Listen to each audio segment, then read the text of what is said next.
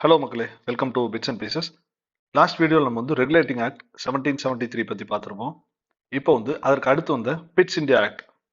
நம்ம ஏற்கனவே போகிற மாதிரி எப்போவுமே ஒய் கொஸ்டின்ஸ் மூலமாக சாக்ரட்டிக் மெத்தடில் போனால் ஈஸியாக ஆன்சர் வந்து கிடச்சிரும். அதுவும் இல்லாமல் நீங்கள் எக்ஸாமில் ஈஸியாக டேக்கிள் பண்ணலாம். First why Pitt's India Act எதற்கு தேவைப்படுச்சு? இதற்கு முன்னாடி இந்த ஆக்டில் ஏதோ பிரச்சனை இருக்கும், இல்லைன்னா புதுமை ஏதாச்சும் நடந்திருக்கும். அதை புகுத்துறதுக்கு தான் இந்த ஆக்டை கொண்டு வந்திருப்பாங்க. எந்த ஆக்டாக இருந்தாலும் அப்படிதான் இல்லையா? இதை எது கொண்டு வர்றாங்க அப்படின்றால் 1773 ஆக்ட் அதுல சில குறைகள் இருக்கிறத கண்டுபிடிக்கிறாங்க. அதனால என்ன பண்றாங்கன்னா பிட்ஸ் இந்தியா ஆக்ட் அப்படின்னு சொல்லி ஒன்று கண்டுபிடிக்கிறாங்க, ஒன்று கொண்டு வராங்க. பிட் யாரு அப்படின்னா அப்போதைக்கு இருந்த பிரைம் மினிஸ்டர் ஆஃப் பிரிட்டன். அதனால பிட்ஸ் இந்தியா ஆக்ட். இப்போ வந்து சர்ச்சில் இருந்திருந்தா சர்ச்சில் இந்தியா ஆக்ட்னு வந்திருக்கும். ஓகேங்களா? சிம்பிளா பேர் அவருடைய பேர், அவ்வளவுதான். அதுக்கு முன்னாடி நம்ம போறதுக்கு முன்னாடி ரெகுலேட்டிங் ஆக்ட் 1773க்கு அப்புறம் என்னென்ன மாற்றங்கள் நடந்துச்சு கவர்னன்ஸ்ல அப்படின்னு பாத்தீங்கன்னா, நம்ம ப்ரொவிஷன்ஸ் எல்லாம் பார்த்தோம். எதற்காக கொண்டு வரப்பட்டது? மிஸ்மேனேஜ்மெண்டா இருந்துச்சு. ஈஸ்ட் இந்தியா கம்பெனி லஞ்சம் ஊழல் இதெல்லாம் அதிகமா இருந்துச்சு, அதை குறைக்கிறதுக்காக கொண்டு வரப்பட்டது. கவர்னர் ஜெனரல் ஆஃப் பெங்கால வந்து கவர்னர் ஜெனரல் ஆஃப் பெங்கால்னு சொல்லி ஒரு போஸ்டே கிரியேட் பண்றாங்க. அந்த கவர்னர் ஜெனரல் ஆஃப் பெங்கால் வந்து யார் யாருக்கெல்லாம் சுப்பீரியர் அப்படின்னு பாத்தீங்கன்னா, governor governor of Madras, governor of Bombay, governor general. யார் யாருக்கெல்லாம் superior? Governor of Madras, Bombay, அதுக்கப்புறம் கல்கட்டா. இவங்க மூணுக்குமே இவர் வந்து தலைவரா இருக்கிற மாதிரி கொண்டு வந்துட்டாங்க. டோட்டலா ஒரு கைக்கு பவர் போகுது, சென்ட்ரலைசேஷன். ஓகேங்களா? சரி, எதற்காக இந்த தேவை ஏற்பட்டுச்சு? புது ஆக்ட் கிரியேட் பண்ண நல்லா போயிட்டு இருந்துச்சான்னு கேட்டா கிடையாது. பவர் டிஸ்ட்ரிபியூஷனை பத்தி ஒரு தெளிவான பிக்சர் கிடைக்கல. சுப்ரீம் கோர்ட்னு ஒன்று எஸ்டாப்ளிஷ் பண்றாங்க, அதோட பவரை டிஃபைன் பண்ணல. அதுக்கப்புறம் அந்த ஊழல்லாம் குறையுதான்னு பார்த்தா இன்னும் குறையல.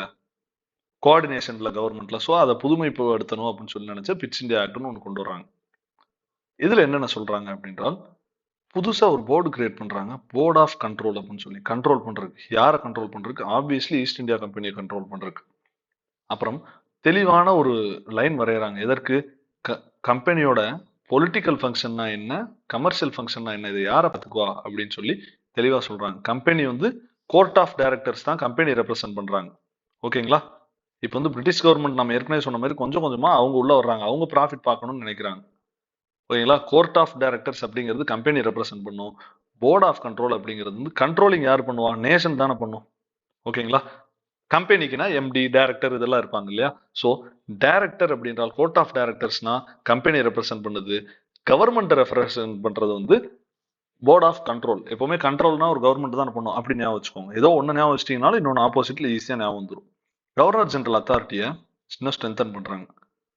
எப்படி அப்படின்னா, கவர்னர் ஜெனரலுக்கு ஒரு கவுன்சிலுக்கு கொடுத்துருப்பாங்க இல்லையா, அசிஸ்ட் பண்றதுக்கு, ஹெல்ப் பண்றதுக்கு. இவங்க ஒரு கருத்து சொல்றாங்க, ஒரு சண்டைக்கு போக வேண்டாம் அப்படிங்கிறாங்க. ஆனா கவர்னர் ஜெனரல் போகணும்னு நினைக்கிறாரு அப்படின்றால் கவர்னர் ஜெனரலுக்கு அந்த பவர் இருக்கு அப்படின்ற மாதிரி இதுல தெளிவா சொல்லிடுவாங்க. விச் மீன்ஸ் கவுன்சிலோட அட்வைஸை கவர்னர் ஜெனரல் கேட்கணும்னு அவசியம் கிடையாது. அதற்கு மீறி டெசிஷன் எடுக்கிறதுனாலும் எடுக்கலாம்னு சொல்லிட்டு கவர்னர் ஜெனரலோட அத்தாரிட்டியை ஸ்ட்ரென்தன் பண்றாங்க. அதுக்கப்புறம் முக்கியமான கீ போஸ்ட்ல இருக்க ஆபீசர்ஸ், ஆர்மி, அந்த கலெக்டர்ஸ், இதெல்லாம் கிரவுன் தான் போடும், கிரவுன் தான் அப்பாயிண்ட் பண்ணும். கிரவுன்னா பிரிட்டிஷ் கவர்மெண்ட் தான் இனிமேல் அப்பாயிண்ட் பண்ணுவாங்க. கம்பெனிக்கு அந்த உரிமைகள் பறிக்கப்படுது. அப்புறம் சர்வீஸ், நீங்க வந்து ஒரு கலெக்டரா வர்றீங்க அப்படின்றால் உங்களுக்கு குறிப்பிட்ட நாட்கள் தான் சர்வீஸ் அப்படிங்கிற மாதிரி கம்பெனி ஆபீஷியல்ஸ்க்கு குறிப்பிட்ட நாளுக்கு மேல நீங்க சர்வீஸ்ல இருக்கக்கூடாது அப்படின்னு சொல்லி அங்கேயும் ஒரு கிடுக்கு பிடிக்கிறாங்க. எதற்கு பிடிக்கிறாங்க அப்படின்னா, பவர் ஒரு கையிலேயே போச்சு அப்படின்றால் அப்போ வந்து லஞ்சம் வந்து அதிகமாகும். ஸோ டேர்ம் ஆஃப் த ஆபீசர்ஸை கொஞ்சம் கொஞ்சமா குறைக்கிறாங்க. இது வந்து ஃபீச்சர்ஸ். ஓகேங்களா? ப்ரொவிஷன்ஸ், எக்ஸாக்ட் ப்ரொவிஷன்ஸ் என்னென்ன அப்படின்றால், போர்ட் ஆஃப் கண்ட்ரோலை கிரியேட் பண்றாங்க, which is representing British government. British கவர்மெண்ட்டுடைய ஆட்கள் வந்து அங்க இருப்பாங்க. யார் எதற்காக இது வருது அப்படின்னா, கம்பெனி கரெக்டா வேலை பார்க்குதான்னு பாக்குறதுக்கு இவங்க இருக்காங்க, கண்ட்ரோல் பண்றதுக்கு. 6 பேர் இருப்பாங்க. செக்ரட்டரி ஆஃப் ஸ்டேட் தான் இது வந்து பிரசிடென்டா இருக்காரு. அப்புறம் சான்சலர் ஆஃப் எக்ஸ்டக்கர், இந்த காசை ஹேண்டில் பண்றவரு. அப்புறம் 4 பிரைவேட் கவுன்சிலர், 4 கவுன்சிலர் அவர் ஹெல்ப் பண்றதுக்கு இருக்காங்க. சரிங்களா? ஓகே. கம்பெனி யார் ரெப்ரசென்ட் பண்ணுது? கோர்ட் ஆஃப் டைரக்டர்ஸ் ஏற்கனவே பார்த்துட்டோம். பிரிட்டிஷ் கவர்மெண்ட் வந்து போர்ட் ஆஃப் கண்ட்ரோல். இது ஏன் திருப்பி திருப்பி சொல்றேன்னா உங்க மைண்ட்ல இது ஏறணும் அப்படிங்கிறதுக்காக. அப்புறம் சிவில் அண்ட் மிலிட்டரி ஆஃபீஸர்ஸ் எல்லாமே, சிவில் மக்கள்கிட்ட சிவில் சர்வன்ட்ஸ், அப்புறம் மிலிட்டரி ஆஃபீஸர்ஸ், இவங்கெல்லாம் நீங்க வந்து பிரிட்டிஷ்ல இருந்து வந்து ஒர்க் பண்றீங்க. ஓகேங்களா? நீங்க எல்லாம் உங்களுடைய சொத்து விவரங்களை, இந்தியாவில் நீங்க எவ்வளவு சொத்து வச்சிருக்கீங்க அப்படிங்கிறத பிரிட்டிஷ் கவர்மெண்ட்டுக்கு 2 மாசத்துல நீங்க ஜாயின் பண்ண உடனே சொல்லணும். ஏன் அப்படின்னா நீங்க ஜாயின் பண்ணும்போது 2 கோடிக்கு சொத்து வச்சிருக்கீங்க. 5 வருஷம் வேலை பார்த்துட்டு கவர்மெண்ட்ல சம்பளம் வந்து உங்களுக்கு மாசம் 1 லட்சம் ரூபா, ஒரு எக்ஸாம்பிளுக்கு சொல்றேன். ஆனா நீங்க 5 வருஷம் வேலையை முடிச்சுட்டு போகும்போது 2000 கோடி சம்பாரிச்சிருக்கீங்க அப்படின்னா ஆப்வியஸா நீங்க சம்பளம் வாங்கியிருக்க மாட்டீங்க, அப்படின்னா லஞ்சம் தான் வாங்கியிருப்பீங்கன்னு உங்களை கரெக்டா பிடிக்கிறதுக்காக வேலைக்கு சேர்ந்த 2 மாசத்துல நீங்க வந்து எவ்வளவு சொத்து இருக்குங்கிறத டிக்ளேர் பண்ணணும் அப்படின்னு சொல்லிடுவாங்க. அதே மாதிரி கவர்னர் ஜெனரலுடைய கவுன்சில் வந்து இதற்கு முன்னாடி 1773 ஆக்ட்ல 4 பேர் இருந்தாங்க. கவர்னர் ஜெனரல் பிளஸ் 4 பேர். இப்போ வந்து அந்த 4 பேருக்கு பதிலாக 3 பேரா குறைச்சிட்டாங்க. ரைட்டுங்களா? அதுல ஒருத்தர் வந்து commander in chief. Commander in சீஃப்னா முப்படைகளுக்கும் தளபதி அவர்தான் அப்படின்னு சொல்லிடுறாங்க. அதற்கப்புறம் வேற என்ன சொல்றாங்க அப்படின்றால், மெட்ராஸ் பிரசிடென்சி அப்புறம் பாம்பே பிரசிடென்சி இதெல்லாம் பெங்கால் பிரசிடென்சி கீழே வந்துருது. அதாச்சு பவர்ல இவங்க 2 பேரும் நினைச்சாலும் ஒன்றும் பண்ண முடியாது. பெங்கால் பிரசிடென்சிக்கு கீழே தான் இவங்களுடைய பவர்ஸ் அப்படிங்கிற மாதிரி சொல்லிடுறாங்க. அதுக்கப்புறம் இப்பதான் கல்கட்டா, இதுல இந்த தேர்ட் ப்ரொவிஷன்ல இருந்து Calcutta is literally becoming the capital of British position. ஏன் அப்படின்றால் ஃபர்ஸ்ட் அவங்க பவர் எடுக்கிறதே, திவானி ரைட்ஸ் எடுக்கிறதே கல்கட்டா அந்த ஏரியால தான். பெங்கால், கல்கட்டா, பீகார். பெங்கால், ஒரிசா அண்ட் பீகார். கல்கட்டா பெங்கால்ல தான் இருக்கு. Okay. Financial oversight, board of control என்ன பண்ணுதுன்னா பார்த்துக்கிட்டே இருக்கு. கம்பெனியோட ஃபினான்சஸ் கரெக்டாக செலவு பண்றாங்களா அப்படின்னு மானிட்டர் பண்ணிட்டே இருக்காங்க.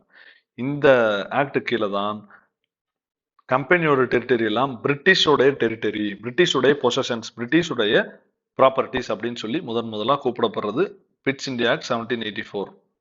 இதுல அட்வான்டேஜஸ் பிரிட்டிஷ்க்கு என்னன்னு பாத்தீங்கன்னா, ஜாலியா டான்ஸ் ஆடிட்டு இருக்காங்க பாருங்க. கண்ட்ரோல் சென்ட்ரலைஸ்ட் ஆகுது, நீங்களே சொல்லிடுவீங்க. கோஆர்டினேஷன் நல்லா இருக்கு. கிரவுன் வந்து கொஞ்சம் கொஞ்சமா உள்ள வந்து மானிட்டர் பண்ணுது, கம்பெனி திருட்டுத்தனம் பண்றாங்களான்னு பாக்குறதுக்கு. டைட்டன் ஆகுது கம்பெனியுடைய அஃபேர்ஸ் வந்து பிரிட்டிஷ் கவர்மெண்ட் கையில.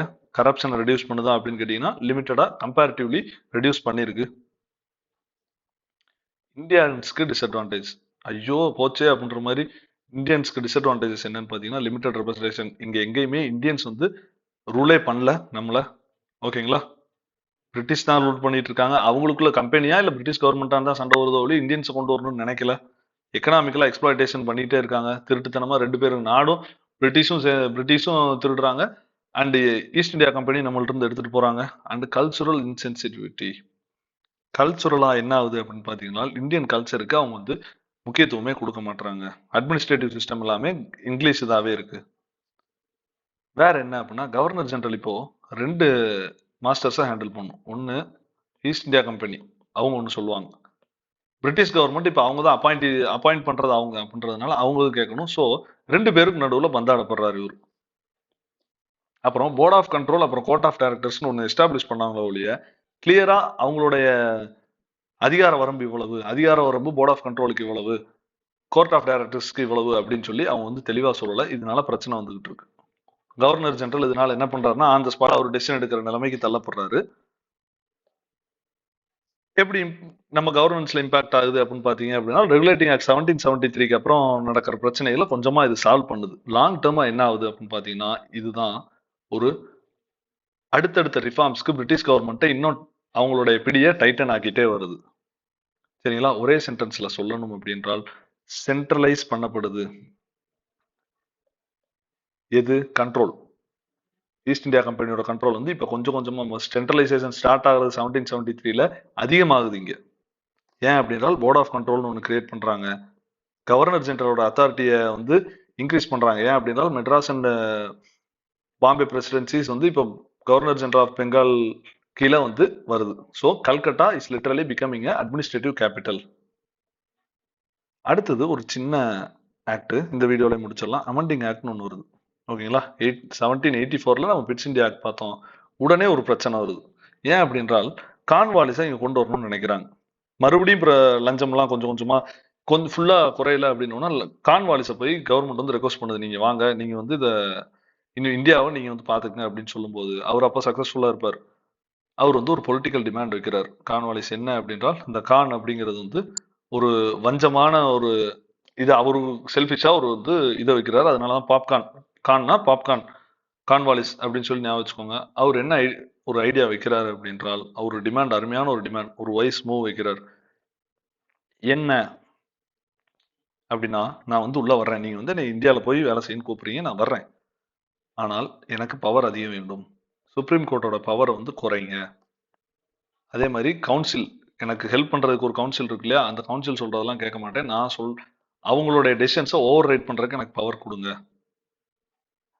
அப்படிங்கிற மாதிரி கேட்கிறாரு. பிரிட்டிஷ் கவர்மெண்ட் ஓகே அப்படின்னு சொல்லி இதற்காக அவருக்குனே ஒரு பிரத்யேகமா ஒரு சட்டத்தை கிரியேட் பண்றாங்க, 1786 அமெண்டிங் ஆக்ட் அப்படின்னு சொல்லி. எதை அமெண்ட் பண்ணுது?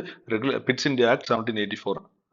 இது மூலமா first effective ruler of British இந்தியான்னு சொல்லிட்டு கார்ன்வாலிஸ் வர்றாரு. இந்த ஏரியால ப்ரீவியஸ் இயர் கொஸ்டின் கேட்டிருக்காங்களா அப்படின்னா இந்த ஏரியால கேட்கல, 1784ல கேட்டிருக்காங்க. 1784ல வந்த ஆக்ட் பேர் என்ன அப்படின்னு கேட்டிருக்காங்க, பிட்ஸ் இந்தியா ஆக்ட். இது ரெகுலேட்டிங் ஆக்டா அப்படின்னு கேட்டிருக்காங்க, ரெகுலேட்டிங் ஆக்டா கவுன்சில்ஸ் ஆக்டான்னு. எஸ், இது வந்து ரெகுலேட்டிங் ஆக்ட். இதை வந்து கேட்டிருக்காங்க. கவர்னர் ஜெனரல் கவுன்சிலுடைய நம்பர் எவ்வளவு 1784 பிட்ஸ் இந்தியா ஆக்ட்ல அப்படின்னு கேட்டிருக்காங்க. இது வந்து 3. 1773ல இது வந்து 4. 3ன்னு முடிஞ்சா 4 பேரு, 4ன்னு முடிஞ்சா 3 பேரு, இப்படி வந்து நீங்க ஞாபகம் வச்சுக்கலாம். சரிங்களா? ஓகே கைஸ், பாட்காஸ்ட்ல நம்ம வந்து ஜிஎஸ் எல்லா கண்டென்ட்டும், பாலிட்டி, ஹிஸ்டரி, இதெல்லாம் வந்து ஸ்பாட்டிஃபை பாட்காஸ்ட்ல அப்லோட் ஆகிட்டே இருக்கு. டிஸ்கிரிப்ஷன்ல அந்த லிங்க் இருக்கு. அண்ட் இன்ஸ்டாகிராம்ல ப்ரீவியஸ் இயர் கொஸ்டின்ஸ் வந்து கொஞ்சம் கொஞ்சமா போஸ்ட்ல நம்ம போட்டிருப்போம். வாட்ஸ்அப்ல you will get another informations. டெலிகிராம்ல வீடியோஸ் போடுறதுக்கான எல்லா நோட்டிஃபிகேஷன் அதில் வரும். Please do subscribe this. And if you feel any suggestions நீங்கள் வந்து கமெண்ட் செக்ஷனில் டைப் பண்ணலாம். Thank you guys, will see you in another video. Good day, good luck.